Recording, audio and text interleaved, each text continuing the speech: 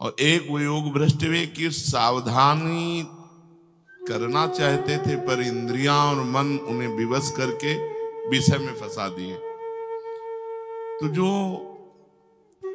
इंद्रियां और मन के विवश होकर भोगों में फिसल गए, उनकी गति तो आपने कल सुनी कि उनको उच्च लोकों में ले जाया जाता है और जिन भोगों में फिसले उन भोगों की बाहुल्यता उनको दी जाती है। जब उनको उन भोगों से अरुचि हो जाती है तब श्रीमान पवित्र कुलों में धनवान कुलवान, जहां साधना का माहौल है, ऐसी जगह जन्म मिलता है। और भोगों में अरुचि होने के कारण और साधना उनकी पूरी ज्यों के त्यों रखी होती है, तो वैसे ही उनकी प्रबल साधना चल पड़ती है और उस जन्म में भगवत प्राप्त हो जाते हैं। ये तो हुई उन योग भ्रष्ट साधक की गति जो विषयों में फिसल गए।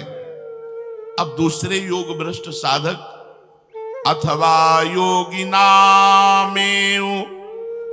कुले भवति धीमताम एतद् दुर्लभतरम लोके जन्म यदीदृशम। जो वासना रहित साधक, उसके लिए कहा अथवा भगवान। वो जिन्होंने वासना में फिसले नहीं है पर साधना में शिथिलता रही, इसलिए भगवत प्राप्ति नहीं कर पाए। साधन करने वाले दो तरह के होते हैं, वासना सहित और वासना रहित। जिसको साधन अच्छा लगता है, साधना में रुचि हो जाती है, परमात्मा प्राप्ति का उद्देश्य बनाकर साधन में लग जाता है, पर उसको भोग भी अच्छे लगते हैं, ये वासना सहित साधक है, जिसकी कल चर्चा हुई। वो स्वर्ग आदि लोकों में बहुत वर्षों तक भोग भोग करके फिर श्रीमानों के घर जन्म लेता है। अब दूसरा साधक, जिसके लिए भगवान ने कहा एतद् दुर्लभतरम लोके जन्म यदीदृशम, ये दुर्लभ जन्म होता है। वो विषयों से भ्रष्ट नहीं हुआ, पर साधन में जो तत्परता चाहिए थी वो तत्परता नहीं ले पाया, इसलिए उसे भगवत प्राप्ति नहीं हो पाई। ये महान पुरुष है, ये विषयों में भ्रष्ट नहीं हुआ। योग भ्रष्ट इसे भी कहते हैं, पर इसे भगवत प्राप्ति इस कारण नहीं हुई, ये गलत नहीं चला, पर सही चलने में तत्परता नहीं की, शिथिलता के कारण इसे भगवत प्राप्ति नहीं हुई। जिसके भीतर वासना नहीं है, तीव्र वैराग्य है, परमात्मा का उद्देश्य रख के चला, साधन भी किया पर मर गया, अभी साधना की पूर्णता नहीं हो पाई थी, उसको स्वर्ग नहीं जाना पड़ेगा, क्योंकि उसके अंदर कोई वासना नहीं थी। वो सीधे ऐसे योगियों के कुल में जन्म लेगा जहां जन्म लेते ही भागवतिक वातावरण, श्रीमान नहीं होगा, धनवान नहीं होगा, वो श्रीमानों के यहां जन्म नहीं लेगा, वो ऐसे योगियों के जहां जन्म लेगा जहां जन्म से ही उसे भगवत साधना, जन्म से ही उसे भागवतिक आचरण, जन्म से ही भजन साधन सिखाया गया। ये भगवान करें एतद् दुर्लभतरम लोके जन्म ईदृशम, इस प्रकार के परम पवित्र कुल में जन्म होना ये लोक में बहुत दुर्लभ माना जाता है। तात्पर्य है कि शुद्ध सात्विक राजाओं जैसा धन वैभव कुल ऐश्वर्य ऐसे यहां जन्म होगा उसका, जो विषय भोग में भ्रष्ट हुआ है। कितना बड़ा भगवान के भजन का लाभ है। जो विषय भोग में भ्रष्ट हो गया, भगवत प्राप्ति नहीं, वो स्वर्ग लोकों में जाकर विषयों को भोगेगा और फिर जन्म होगा तो जहां राजाओं जैसा वैभव होगा, ऐसे परिवार में जन्म होगा और उसकी भोगों में अरुचि होकर वो भगवत प्राप्त होगा, साधन मिलेगा। लेकिन जिसके हृदय में वासना ही नहीं थी तो वो ऐसे घर में पैदा होगा जहां श्रीमान नहीं होगा, वहां केवल भगवान की भक्ति होगी। जैसे कितने गरीब महाभागवत हुए, ऐसे के घर में जन्म होगा उसका। और वहां सांसारिक भोग चर्चा नहीं, उसको वहां का वायुमंडल दृश्य और तत्वज्ञ महापुरुषों का आना, उसके यहां जिस घर में तत्वज्ञानी महापुरुषों का आना और उसका संबंध होना, वो बचपन से ही साधना में लग जाएगा। इसलिए ऐसे योगियों को श्रीमान कुलों में जन्म नहीं दिया जाता, धनवान कुलों में जन्म, सीधे योगियों के कुल में जन्म दिया जाता है। इसको भगवान कह रहे हैं कि एतद् दुर्लभतरम लोके जन्म यदीदृशम, ऐसा दुर्लभ जन्म किसी किसी को प्राप्त होता है। महान कुल, पवित्र कुल, भगवान की साधना जिस कुल में चल रही, जन्म हुआ और बड़े बड़े तत्वज्ञानी महात्माओं का आगमन, सीधे बाल्यावस्था से ऐसे संस्कार बने, वो भगवान के भजन में तन में। दो प्रकार से योग भ्रष्ट बताए, एक वासना सहित योग भ्रष्ट और एक वासना रहित योग भ्रष्ट। तत्र तम बुद्धि संयोगम लभते पौर्वदेहिकम यतते च ततो भूयः संसिद्धो कुरुनंदन। हे कुरुनंदन, वहां पर उसको पहले मनुष्य जन्म की साधना संपत्ति तुरंत खोल दी जाती है। अनायासी घोर वैराग्य, अनायासी उसके अंदर दिव्य ज्ञान का स्फुरण होगा। क्या है संसार, कौन है संसार में, मेरा लक्ष्य क्या है।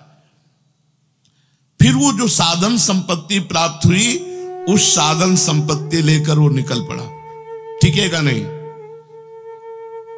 वो निकल पड़ा और अपने जीवन को साधना के द्वारा जो अधूरी रह गई थी वो पूरी करके भगवत प्राप्ति कर लेगा। तत्वतम बुद्धि संयोगम लभते पौर्वदेहिकम।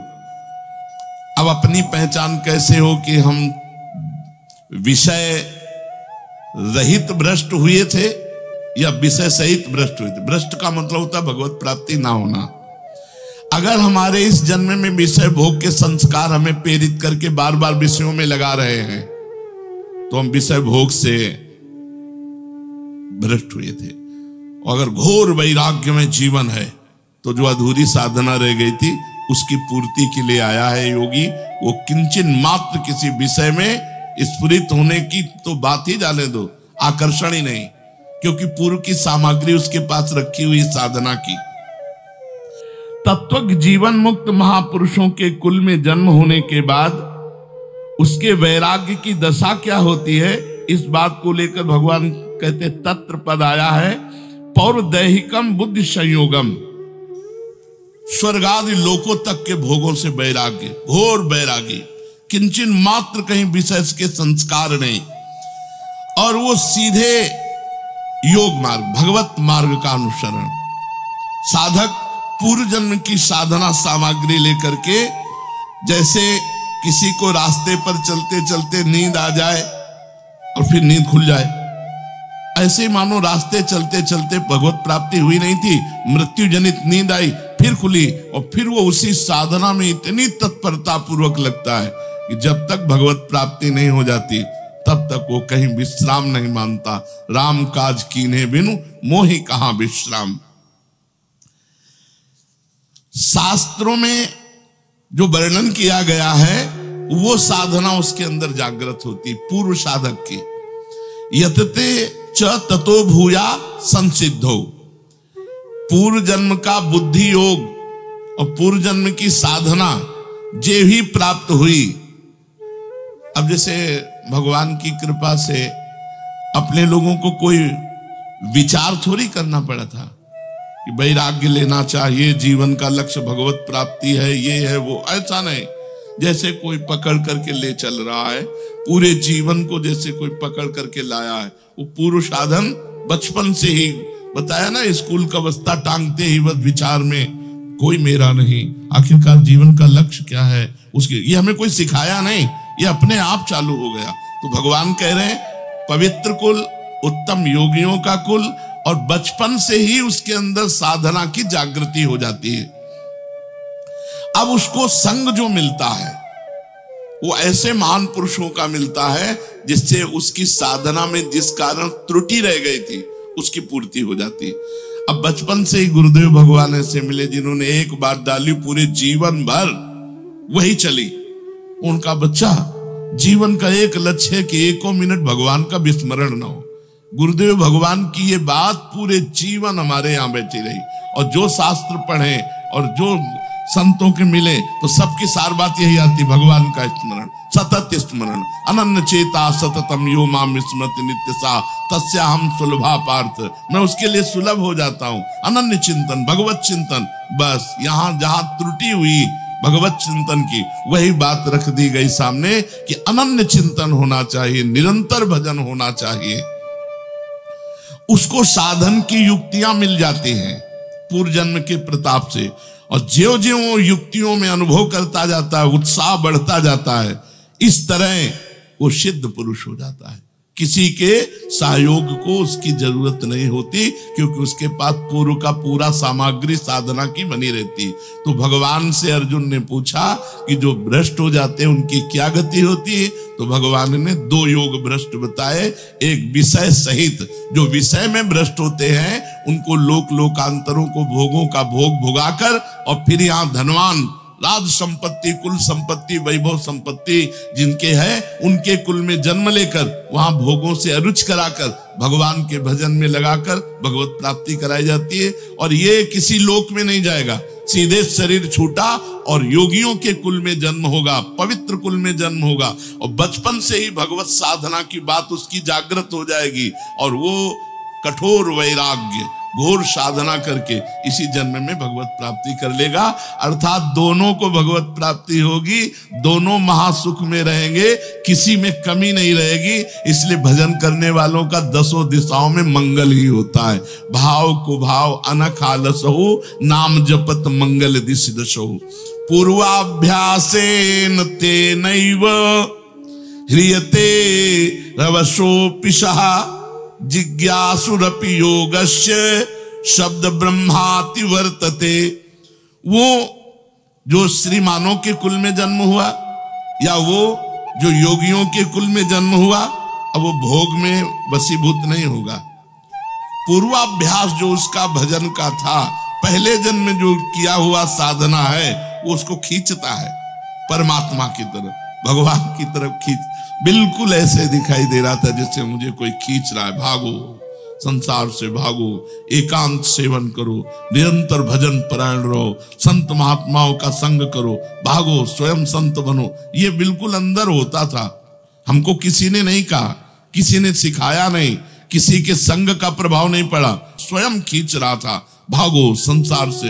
हम अपने हृदय को हम जानते हैं ना, नहीं तो 13-14 वर्ष की अवस्था में कौन माई बाप को छोड़कर भागता है, या तो किसी संत के हाथ पकड़े, तो भाई वो संत का प्रभाव उनको कोई नहीं, स्वयं ये स्वयं साधन सामग्री खींचती है। पूर्वाभ्यासेन तेनैव ह्रियते हर्षोऽपिशा, जिज्ञासुरपि योगस्य शब्द ब्रह्माति वर्तते। जो योगियों के कुल में योग भ्रष्ट, जैसी उसे साधना की सुविधा मिलती है, वायुमंडल मिलता है, संग मिलता है, शिक्षा मिलती है, वैसी ही साधना, वैसा ही संयोग उसको मिलेगा जो वैभव संपन्न के कुल में। घाटा तो किसी में नहीं हुआ। अगर वो विषयों में भी भ्रष्ट हो गया तो भी उसे भगवत प्राप्ति होगी, जो योग भ्रष्ट हो गया उसको भी भगवत प्राप्ति होगी। अंतर केवल इतना होगा कि विषय भोगी को अन्य लोकों में जाकर विषय सुख भोगना पड़ेगा, उसमें अरुचि होनी होगी।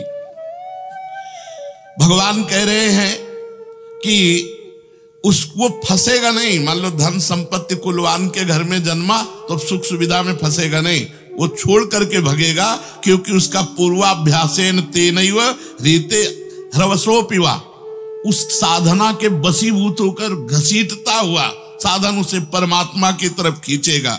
जिज्ञासुरपि योगस्य शब्द ब्रह्मादि वर्तते। अर्जुन का प्रश्न था कि साधना में लगा हुआ साधक, प्रयत्न वाला, यदि अंत समय भगवत प्राप्ति नहीं कर पाया, विचलित हो जाता है, तो उसको क्या प्राप्त होता है? क्योंकि वो तो भ्रष्ट हो गया, भगवत प्राप्ति हुई नहीं। तो भगवान यहाँ उसकी गति का वर्णन करते हैं कि उसका पतन नहीं होता, जो विषयी होता है, जितेंद्रीय नहीं हो पाया, वो अन्य लोकों में भोग भोग कर श्रीमानों के कुल में जन्म लेता है, और जो योग से वासना रहित होकर के भगवत प्राप्ति नहीं कर पाया है, उसको कुलवान, जो भगवान के प्रेमी जन हैं, जो योगी जन हैं, उनके यहाँ जन्म। लेकिन दोनों को साधन सामग्री परमात्मा की तरफ खींचती है, और उसे ऐसे तत्वज्ञानी महापुरुषों का संग मिलता है, जिनके संग से उसे भगवत प्राप्ति हो जाती है। प्रयत्न देत मानस्तु योगी संशुद्ध किल्बिषः अनेक जन्म संसिद्ध ततो याति पराम गति। भगवान कह रहे हैं वो प्रयत्न पूर्वक फिर प्रयास करता है भगवत प्राप्ति का, पर जिसके संपूर्ण पाप नष्ट नहीं हो गए उसे ऐसे कई जन्म लेना पड़ेगा। अपने लोग घबराना मत, अपने वृंदावन वासी, अपने तो कोई परेशानी की बात नहीं। अपने को जैसे होता ना सरकारी सपोर्ट मिलना और एक अपनी तरफ से पढ़ लिख कर सरकारी पद में जाना, तो सरकारी सपोर्ट मिला हुआ है अपने को। जे हिरेनु पर मरिबो मंगल आए, यहां केवल प्राण त्यागने मात्र से भगवत प्राप्ति है और अन्य जगह की हुई साधना के अनंत गुना यहां की साधना का लाभ है। अब जैसे हमने शास्त्रों में पढ़ा कि घर में की जाए जो एक माला और एक माला गौशाला में की जाए तो घर में की हुई 1000 मालाओं के समान गौशाला की एक माला होगी, और जो गौशाला में 1000 मालाएं की जाए वो भगवती भागीरथी गंगा जी के ब्रह्म तट पर, मतलब 8 हाथ दूरी पर, बीच में ऐसे गंगा जी की धारा से 8 हाथ दूरी पर बैठ, उसे ब्रह्म स्थल कहते हैं, उसमें बैठकर जब किया जाए तो गौशाला की 1000 माला और गंगा जी के तट की एक माला। अब गंगा जी के किनारे जो 1000 माला की जाए वो प्रयागराज तीर्थ संगम में, वहां बैठ करके संगम में एक माला की जाए तो गंगा जी के तट पर की हुई 1000 माला के बराबर हो जाएगा।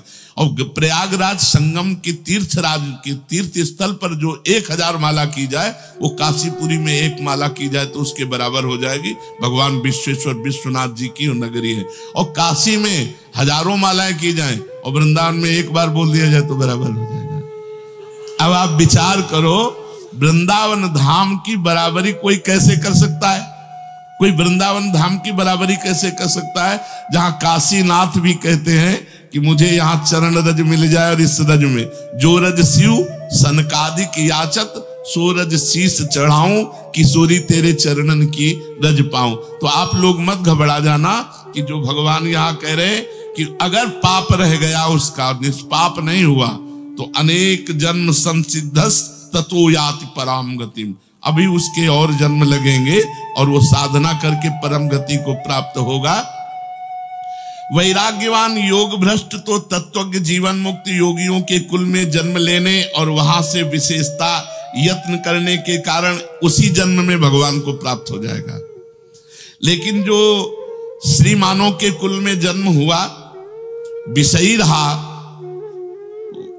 अन्य लोकों में भोग भी भोगा, अरुचि भी हुई, पर कुसंग हो गया तो फिर विषय जाग गया, उसे कह रहे हैं अनेक जन्म संसिद्ध हो। जो विषय रहित साधक है उसका तो अगले जन्म में भगवत प्राप्ति पक्की हो गई, लेकिन जो विषय सहित था, जो अन्य लोकों में भोग भी भोगा, यहां धनवान के कुल में जन्म भी मिला और साधना भी प्रारंभ की, लेकिन फिर कुसंग हो गया और फिर भ्रष्ट हो गया, तो फिर अगला जन्म, फिर कुसंग हो गया, फिर अगला जन्म, इसीलिए अनेक जन्म संसिद्ध, उसको होगी भगवत प्राप्ति, पर थोड़ा जन्म जन्मांतर लगेंगे। योग का जिज्ञासु, भगवत प्राप्ति का पिपासु, विषय रहित, वो तो घबराए मत। अगर एक जन्म बहुत बहुत होगा तो एक जन्म होगा, भगवत प्राप्ति हो जाएगी। लेकिन जिसको विषय प्रियता है तो इसी जन्म में सुधार लेना चाहिए, ऊपर लोकों में जाने की बात न सोचे। जानबूझ जे नर संग्रह करही, कहाओ उमा ते काहे न मरही। जो जानबूझ के गरल विष को खाओगे तो मरी जाओगे, ये उनकी बात है। कुसंग में ऐसे विवस्था पूर्वक हो गया, ये चूक अगर हो गई तो अनेक जन्म संसिद्धि। भगवान कह रहे अनेक जन्म संसिद्ध ततो याति पराम गतिम, अनेक जन्म लग जाएंगे। बार बार माँ के गर्भ में जाना, बार बार जन्म लेना, बार बार भ्रष्ट होना, ऐसा क्यों करोगे? कोशिश करो असत जीवन से हम सत जीवन में आ जाएं, गंदी बातें हमारी इसी जन्म में छूट जाएं, इसी जन्म में भगवत प्राप्ति हो जाए। हम क्यों अनेक जन्मों के लिए, भगवान की जो ये बात है, अनेक जन्म संसिद्ध ततो याति पराम गतिम। प्रयत्न पूर्वक यत्न करने पर परमात्मा की तरफ उत्साह बढ़ता है, लगन बढ़ती है, तत्परता बढ़ती है, सजगता बढ़ती है। यदि सजगता नहीं रही, एक शब्द केवल नहीं रहा, तो अनेक जन्म हो जाएंगे। सावधान रहो, सजग रहो, कहीं तुम्हारी साधना संपत्ति पर प्रहार न कर दे कोई, चाहे वो कामिनी हो, चाहे वो कंचन हो, चाहे वो कीर्ति हो। संशुद्ध किलबिशा, जब तक उसके सारे पाप नष्ट नहीं हो जाएंगे, परमात्मा की तरफ चलने पर भोगों की तरफ खिंचाव जो होता है पाप के कारण होता है। मान अच्छा लगता है पाप के कारण, बड़ाई अच्छी लगती है पाप के। मान बड़ाई इच्छा अगर थोड़ी भी रही तो अगला प्रोग्राम निश्चित है। अंदर की तरफ हमारे खिंचाव भोगों का, स्त्री भोग का या पुरुष भोग का, अंदर की तरफ खिंचाव संग्रह रुपया का, अंदर की तरफ खिंचाव मान बड़ाई का, यह है असावधानी। साधक मारा जाएगा, अनेक जन्म लग सकते हैं। जो प्रयत्न पूर्वक यही इनको नष्ट कर देता है। कबीरदास जी का जब बहुत यश कीर्ति बढ़ी तो वहां की वैश्या के पास गए, उनके चरित्र में आता है, और कहा कि बहन केवल आज भर की तुम्हारी सेवा बताओ क्या है। उनका महाराज आप जानते हो कहां आए हो, आने मात्र से आपका अपमान हो जाएगा। आप जहां आए हो इसी बात से आपका अपमान हो जाएगा। बोले वही करवाना चाहते हैं। बोले फिर महाराज आज्ञा करो। तो बोले हमारे गले में हाथ डालकर पूरी काशी में घूमना है। बोले महाराज कोई पाली नहीं देगा। बोले यही चाहते हैं। कबीरदास जी ने ऐसा किया, जानबूझ करके अपनी कीर्ति को नष्ट किया, क्योंकि ये कीर्ति का अगर अंदर आग्रह रह गया तो अनेक जन्म संसिद्धि, फिर भटकना पड़ेगा।